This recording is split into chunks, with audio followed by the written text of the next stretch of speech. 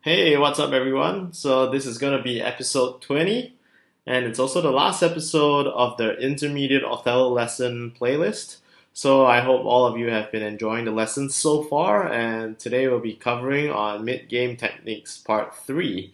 The earlier two episodes covering the mid-game techniques part 1 and 2 were more specific examples. And for part 3, it's more like a high level guideline for certain situations that can be applied across to multiple situations. Be sure to look out for that. Let's go on to today's topics then.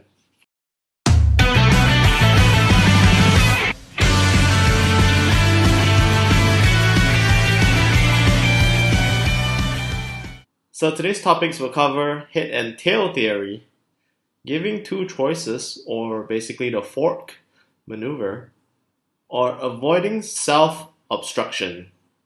So all of these mid-game techniques are based out of experience and also speaking to experienced players or world champions. So hopefully these will help you in your game. So let's now talk about the head and tail theory.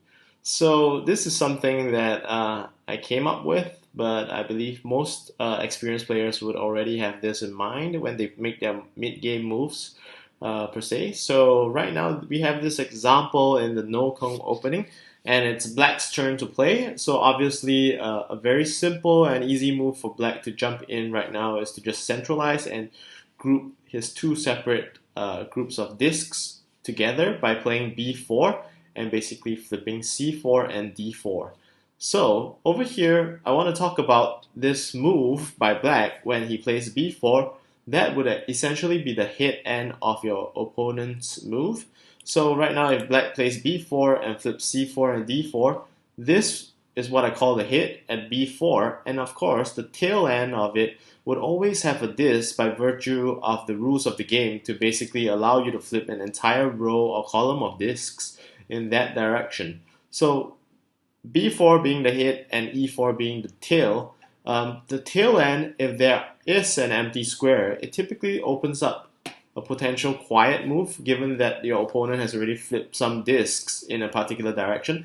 And the tail end of it, there is a high chance that it could be a move that you can actually play, and it could be a good move that is a relatively quiet one, assuming he plays and forms an entire continuous row or column of discs like so.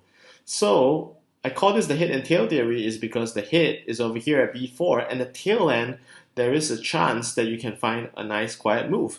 So in this case, the best move for white, or at least one of the best moves, would be to play f4, which is a simple cut, flipping one disc in one direction, and at the same time maintaining a center shape while trying to obtain consecutive tempo by playing f4 and probably f3 in the future. So right now, when white plays this move, similarly, f4 was the hit of this entire hit to tail.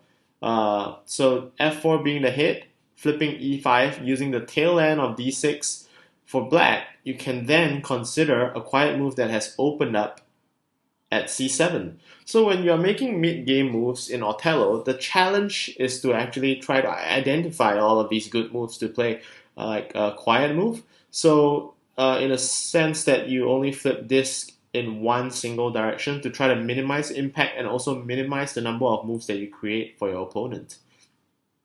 So definitely in a similar fashion, considering white applied hit and tail theory and went to the tail end of this entire consecutive row of black discs.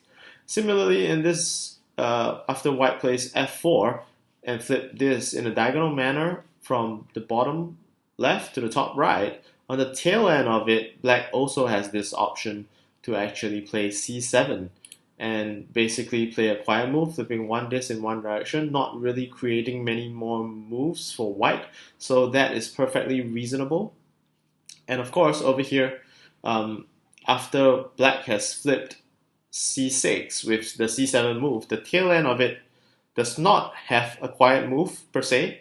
So you can't really apply hit and tail theory, but a more advanced or extension of the hit and tail theory is more about what has changed on the board. So as you play your game along the way, you want to notice, or you want to just pay extra close attention to what your opponent has changed on the board. So your opponent has played a c7 disc and basically flipped c6 away. So even though you don't really have the tail end, a quiet move because you already have a disc at c3 that is occupying the tail end, so you don't really get a quiet move there. But because c6 is flipped, you want to understand what move has been unpoisoned per se for yourself. So clearly, a4 suddenly seems to be attractive for you in the future since you no longer have a c6 white disc that would cause you to flip an additional direction if you were to play a4.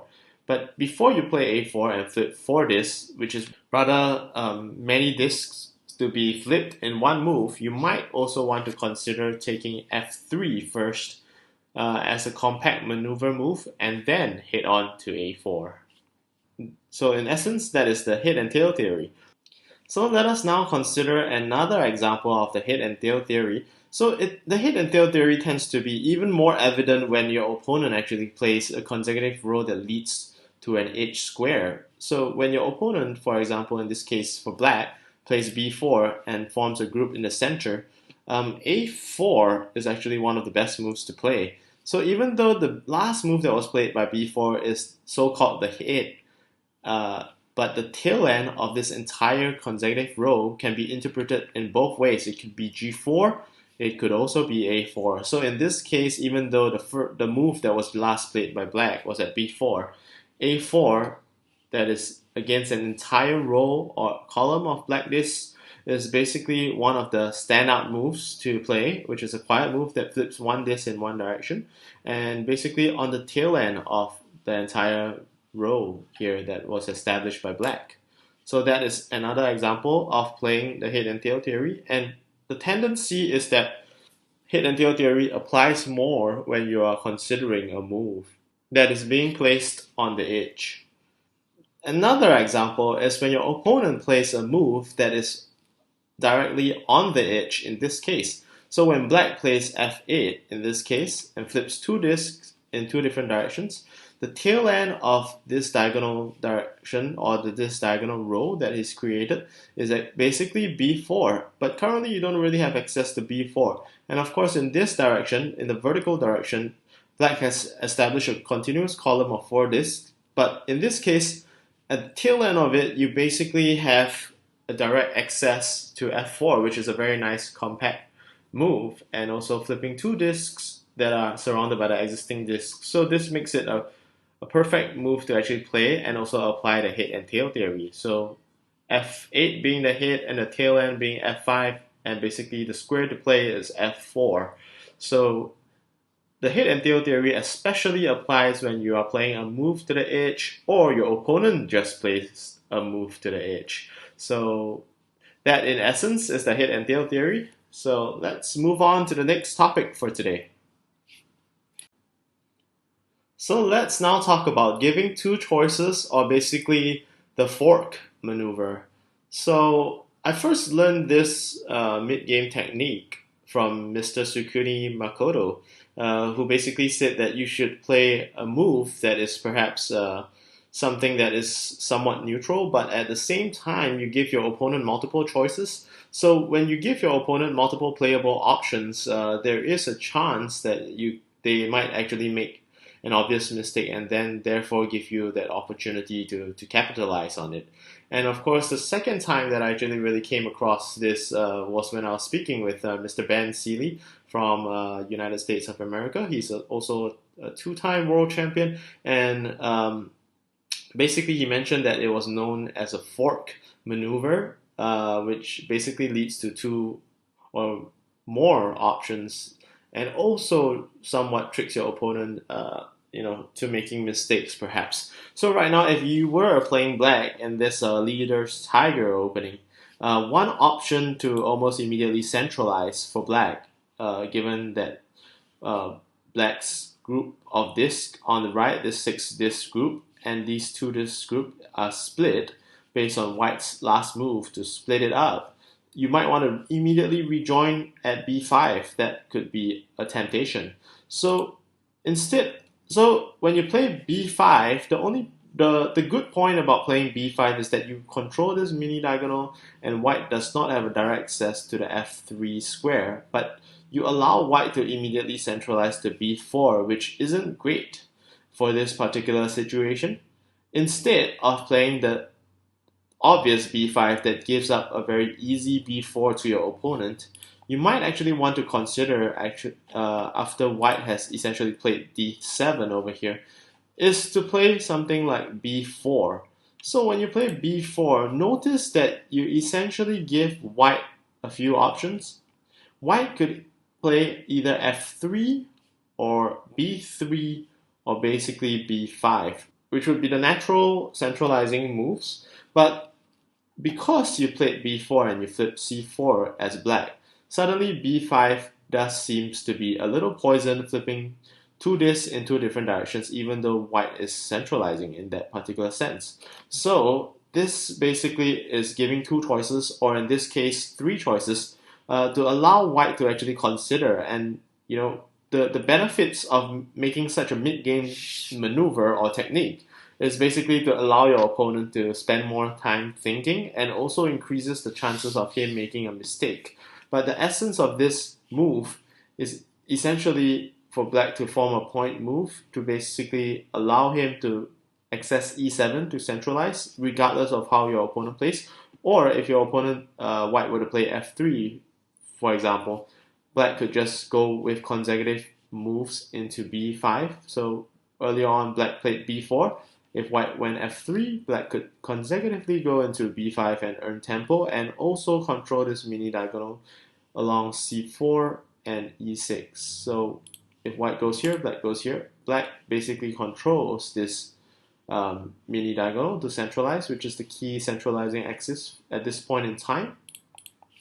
And of course, if white were to just jump in over here to b5 and play a poison move, black has that option to go to b3, or maybe even e7, or even to just directly cut into a5. So if you notice how black played this maneuver, and if you just rotate it maybe to your right 90 degrees, it almost looks like a fork with two pointy shapes in the fourth row and also the sixth row. So in essence, this is basically giving two choices or more, or a fork maneuver that allows your opponent to choose between a few playable options, but there is a high chance that your opponent actually makes a mistake. Or basically, when you make such a maneuver, regardless of where your opponent plays, you still have a very playable sequence. So if white were to play b3, you can then just jump into b5 and just centralize. So that, in essence, is probably one of the best and simplest examples that I could give for giving two choices and a fork. So I'm sure along the way, as you play more games, you will realize opportunities like that. But typically, such a fork maneuver, it's evident when your opponent forms like maybe a group of 3 and 4 discs, or maybe even 4 and 4. So that would open up opportunities for you to make such a maneuver. So finally, let's go into the last topic for today, which is avoiding self-obstruction. So this is closely linked to the concept about poison. So poison is basically, as defined in the earlier episodes, as needing to flip more discs in potentially more directions as well. If you were to play and position certain discs on the board, that would probably affect your future moves. So that would actually come up to somewhat of a self-obstruction in the future. So let's take a look at this situation where it's black's turn to play. So if black were to play a quick regroup move to either d2 or c2, it basically gives up a very easy quiet move to g3, which is something that black would like to avoid. So if black chooses not to play any of the moves to the top, black would then have to consider the moves to the left and also to the bottom. For the right side, this is basically a very strong white pair, so essentially black cannot jump into either of these squares, because all you achieve is just allow white to actually just consolidate the edge into a balanced one. And of course, you probably wouldn't want to consider any of these x squares or c squares here at this point in time. So essentially, black basically have an option to play either e8, d7, maybe b4, and b3. B5 is definitely too loud. Maybe b6 could be considered as well. But essentially, you want to compare the moves on the left and also on the right, and how you want to play out the sequences depending on how you might want to shortlist those moves. So in this game, I would actually say that b4 and d7 would be the top picks for me. So in this case, if I compare b4 and d7, how are they interrelated or correlated in terms of sequence?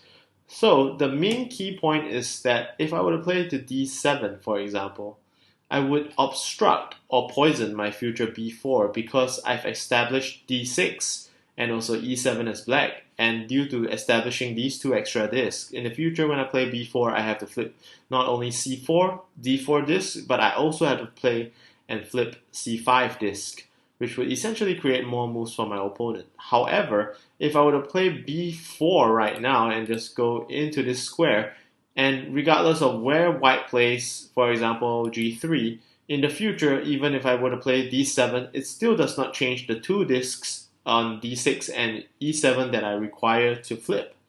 However, if I were to just go into d7 and white were to say go g3, in the future, I wouldn't be able to play a quiet b4, and therefore sequence does matter. And of course, with this, you should then think about your sequence when you play the mid game, whether you should proceed to the left first or to the right.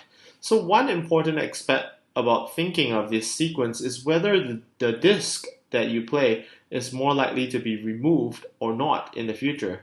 So given that if I were to play b4 over here, there is a slightly higher possibility that white does not engage to the bottom to allow me to play quiet moves, and instead perhaps play to the right or to the top. And therefore I can probably be more safe to assume that I would still retain more moves. But if I were to play to the bottom in d7 and flip two discs into the different direction and form somewhat of a plane, a black plane or a black consecutive row on the 7th row, that may not be too ideal because white still has many more options to play to the top and also to the right. So essentially, by playing and forming that consecutive row, I poison or obstruct all my future moves to the left, which is definitely not too favorable for me.